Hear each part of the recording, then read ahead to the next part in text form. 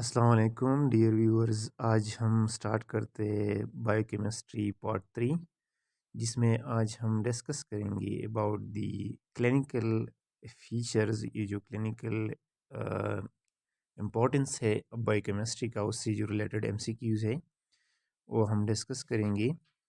यहाँ स्क्रीन पे आप लोगों को शो हो रहा है MCQs number first one. Which of the following biochemical process is promoted by insulin? जी आप गेस करिए कि इसमें कौन सा सही ऑप्शन है।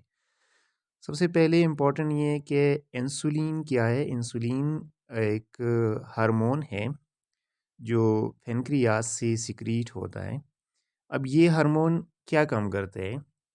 अगर आप लोगों को इस हार्मोन का जो फिजिकल इम्पोर्टेंट है, उसका जो एक्शन है, आप लोगों को पता हो तो इजीली आप लोग ये गेस कर सकते हैं, आप लोग फाइंड आउट कर सकते हैं कि इसका आंसर क्या है। ऑप्शन ए है ग्लाइकोजिनोलाइसिस। इसका मतलब ये है कि जो ग्लाइकोजन है, what is glycogen? Glycogen is a storage form of glucose. तो ये कहाँ पे स्टोर होता है? बेसिकली ये स्टोर होता है लीवर में, और इसके बाद जब उसकी लाइसिस होता है तो उससे ग्लूकोज बनते हैं। तो बेसिकली इसको क्या कहते हैं? ग्लाइकोजिनोलाइसिस कहते हैं। अब उसके बाद ऑप्शन बी है ग्लूकोनियोजेनेसिस। ग्लूकोनियोजेनेसिस का मतलब ये है कि फॉर्मेशन ऑफ न्यू ग्लूकोज। इसके बाद ऑप्शन सी है लाइपोलाइसिस। लाइपोलाइसिस का मतलब है ब्रेक डाउन ऑफ लिपिड्स। तो ऑप्शन डी है uptake of glucose by cell. Uptake of glucose by cell यानी जो सेल हैं हमारे साथ, जो पेरिफेरी में सेल है, वो क्या करते हैं? अपटेक ऑफ ग्लूकोज करते हैं। तो यहाँ पर आप लोगों को पता होना चाहिए कि जो एग्जैक्ट ऑप्शन है वो ऑप्शन डी है। ये जो ऑप्शन डी है ये करेक्ट ऑप्शन है, क्योंकि इंसुलिन का जो काम है वो ये है कि ये जब हमारे साथ बॉडी में यानी ब्लड में ग्लूकोज लेवल बढ़ जाता है तो उसको लेकर कन्वर्ट करते हैं ग्लाइकोजन में, और फिर वो हमारे साथ स्टोर हो जाते हैं। तो that's the main action of insulin, and the correct option of this MCQs is option D. It's very important MCQs, क्योंकि ये बहुत सारे जो कम रिपीट हो चुका है। अब इसके बाद एमसीक्यूज नंबर 2 है which of the following hormone promote hyperglycaemia. तो यहाँ पर आप लोगों को ये याद रखना चाहिए कि हाइपरग्लाइसीमिया क्या होता है। Hyper mean increase in, glycaemia mean glucose in the blood. यानी जब ब्लड में ग्लूकोज का जो लेवल है वो बढ़ जाता है तो फिर हम उसको क्या कहते हैं? हाइपरग्लाइसीमिया कहते हैं। तो सबसे ऑप्शन फर्स्ट जो है कैल्सिटोनिन है। कैल्सिटोनिन एक हार्मोन है जो ये पैराथायराइड हार्मोन का अपोजिट एक्शन करता है। इसके बाद हमारे साथ जो ग्रोथ हार्मोन है, ऑप्शन बी। तो ग्रोथ हार्मोन क्या करता है? ये ग्रोथ को बढ़ाता है। इसके बाद एल्डोस्टेरॉन है। एल्डोस्टेरॉन जो मिनरल कॉर्टिकॉइड हार्मोन है, उसकी अब्जॉर्प्शन को और सोडियम और पोटेशियम की रीअब्जॉर्प्शन को इंक्रीज करता है। इसके बाद रीनिन है। ये भी किडनी से रिलीज होता है, और किडनी की जो आर्टीरियल प्रेशर है, इसकी जो एक्टिवेशन ऑफ एंजियोटेंसिनोजन है और एल्डोस्टेरॉन सिक्रीशन है, उसको क्या करता है? एक्टिवेट करता है। इसके जो सही ऑप्शन है विच एमसीक्यूज नंबर 2 का, सबसे पहले आप लोग गेस करें, क्योंकि मैंने आप लोगों के साथ इन सारे हार्मोन का जो एक्शन है वो डिस्कस किया। तो उसमें जो सही ऑप्शन है वो ग्रोथ हार्मोन है, ऑप्शन 2। ये थोड़ा ट्रैकी एमसीक्यूज है, क्योंकि हाइपरग्लाइसीमिया तो हमारे साथ और भी कुछ हार्मोन है वो क्या कर सकता है? इंक्रीज कर सकता है। तो ग्रोथ हार्मोन या इसके साथ साथ जो कार्टिसोल हैं वो ग्लूकोनियोजेनेसिस को बढ़ाता है, और ग्लूकोन्यूजेनेसिस का मतलब ये है कि ये ग्लूकोज फॉर्मेशन को इंक्रीज़ करता है, और जब ग्लूकोज फॉर्मेशन ज़्यादा हो जाए तो इट मीन के हमारे साथ ब्लड में ग्लूकोज ज़्यादा आएगा। तो ऑप्शन जो बी ऑप्शन है वो इसमें क्या है, करेक्ट ऑप्शन है। मोस्ट इम्पॉर्टेंट एमसीक्यूज़ एक और जो हम आप लोगों के साथ शेयर कर रहे हैं, MCQs number 3 related to carbohydrates, उसकी जो क्लिनिकल इम्पोर्टेंस है उससे रिलेटेड है। Which of the following is characteristics of type 1 diabetes mellitus, के टाइप 1 डायबिटिस मलाइटिस, इसमें जो इम्पोर्टेंट चीज़ है आप लोगों को समझाने का, वो टाइप 1 डायबिटिस मलाइटस है। अगर आप लोग पहले से समझते हैं तो ये इजीली आप लोग पिक आउट कर सकते हैं, इस एमसीक्यूज़ को आप लोग करेक्ट कर सकते हैं।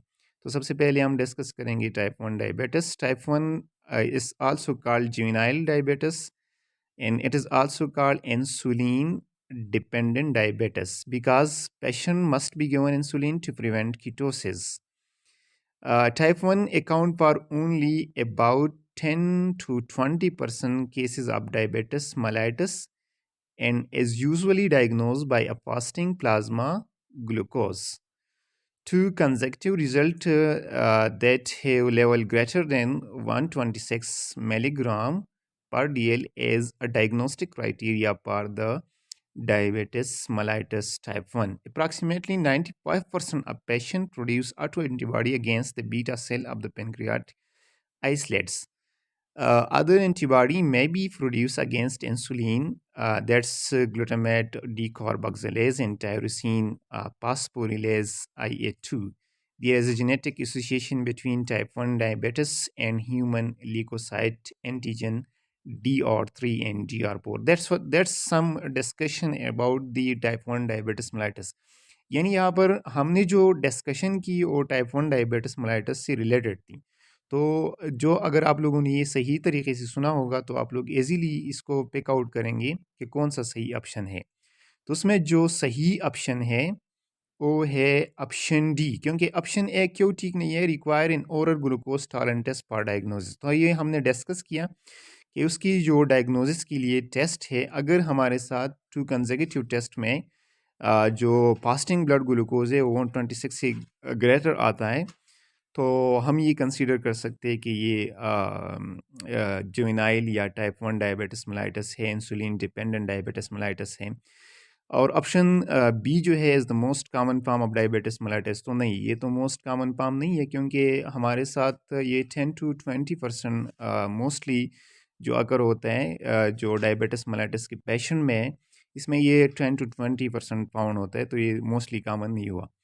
ऑप्शन सी जो है यूजुअली आफ्टर एज 40, तो आफ्टर एज 40 नहीं, ये तो यंग एज में होता है, इसलिए इसको जुवेनाइल डायबिटिस। तो हमारे साथ जो करेक्ट ऑप्शन है वो ऑप्शन डी है।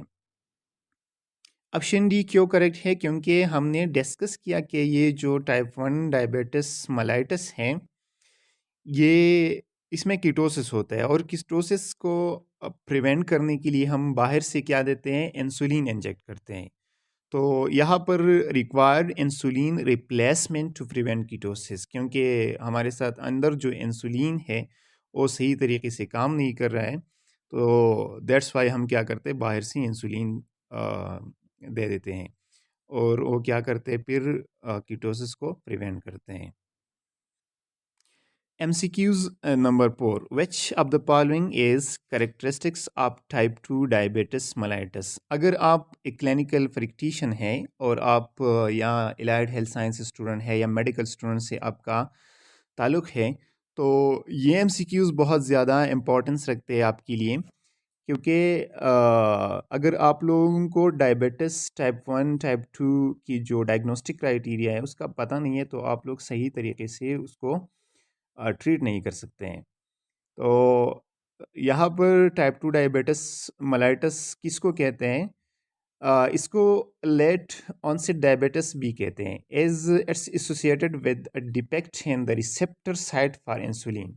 इसमें जो मेन मैकेनिज्म, इसकी जो पैथोफिजियोलॉजी है, उसमें क्या होता है, क्योंकि जो रिसेप्टर है इंसुलिन के लिए उसमें डिफेक्ट आता है। इंसुलिन लेवल इसमें जो हमारे साथ लो भी हो सकता है, नॉर्मल भी हो सकता है, हाई भी हो सकता है। और ये मोस्टली डायग्नोज होता है ओबेस पीपल में जो कि 40 एज से अबाव हो, 40 ईयर एज से अबाव हो। Patient are usually obese and over 40 year of age, although the incidence is increasing in both children and young adults. ये जो अमेरिकन डायबिटिस एसोसिएशन है उसके लिए जितनी भी एडल्ट हैं और ओवरवेट है उसके लिए एक स्क्रीनिंग करते हैं, एडवाइस करते हैं ताकि बिफोर 50 एज या अर्ली एट द 45 एज या आफ्टर 40 एज उसको डायबिटिस का स्क्रीनिंग किया जाए। इसमें ये होता है कि patient don't require insulin to prevent ketosis. ये हम मेडिसिन से भी कंट्रोल करते हैं, हम अपने जो लाइफस्टाइल से उससे भी कंट्रोल कर सकते हैं। ये इंसुलिन इंडिपेंडेंट डायबिटिस मेलाइटस होता है। तो इसमें जो करेक्ट ऑप्शन है, option A insulin level are consistently no, तो ये गलत हो गया। Option B most cases required 3 और glucose tone test to diagnose. तो ये जो ऑप्शन बी है उसमें ये कहा गया है कि मोस्टली इसमें ये किया गया है कि जो ओरल ग्लूकोज टॉलरेंस टेस्ट है, ये डायग्नोस्टिक टेस्ट है डायबिटिस मेलाइटस टाइप 2 का है, तो ये भी गलत है। ऑप्शन सी है hyper glycaemia as open control without insulin replacement, तो ये ऑप्शन सही है क्योंकि इसमें डायबिटिस टाइप 2 जो है वो इंसुलिन इंडिपेंडेंट है। तो यहाँ पर जो करेक्ट ऑप्शन है वो ऑप्शन ऑप्शन सी है। ये जो ऑप्शन सी है ये करेक्ट ऑप्शन है। और option D the condition is associated with unexplained weight loss, तो ये गलत है क्योंकि इसमें वेट लॉस नहीं होता है। मोस्टली ये जो ओबेस पीपल है उसमें डायग्नोस होता है, तो ये ऑप्शन बी गलत है। In the fifth important MCQs is which of the following result fall within the diagnostic criteria for diabetes mellitus? तो ये MCQs बहुत ज़्यादा इम्पोर्टेंट है, ये बहुत सारी पेपर में रिपीट हो चुका है कि डायबिटिस मेलाइटस के लिए डायग्नोस्टिक क्राइटेरिया क्या है। तो सबसे पहले मैं आप लोगों के साथ शेयर करना चाहता हूँ कि अमेरिकन डायबिटिस एसोसिएशन ने जो रिकमेंडेड क्राइटेरिया है उसका जो क्राइटेरिया है उसमें ये है कि अगर आप लोगों के साथ fasting glucose 126 milligram per DL से ज़्यादा आ जाए या जो रैंडम ग्लूकोज है वो 200 मिलीग्राम पर डीएल से ज़्यादा हो लेकिन उसके साथ साथ सिम्टम भी हो, पोलीयूरिया भी हो, इंक्रीज थर्स्ट भी हो, वेट लॉस हो, या जो तीसरा क्राइटेरिया है डायबिटिस मेलाइटस के लिए वो है अगर आप लोगों के पास HbA1c 6.5% से ग्रेटर आ जाए, तो ये आप लोग कंसीडर कर सकते हैं कि ये टाइप डायबिटिस मेलाइटस है। तो यहाँ पर जो ऑप्शन ए है fasting plasma glucose of 120 milligram per DL, तो ये गलत है क्योंकि जो एडीए रिकमेंडेड वैल्यू है वो 126 है। ऑप्शन बी है 2 hour post parental plasma glucose of 160। ये जो 2 आवर ग्लूकोज टेस्ट हम करते हैं तो इसमें जो लेवल है एग्जैक्ट लेवल है वो 200 है।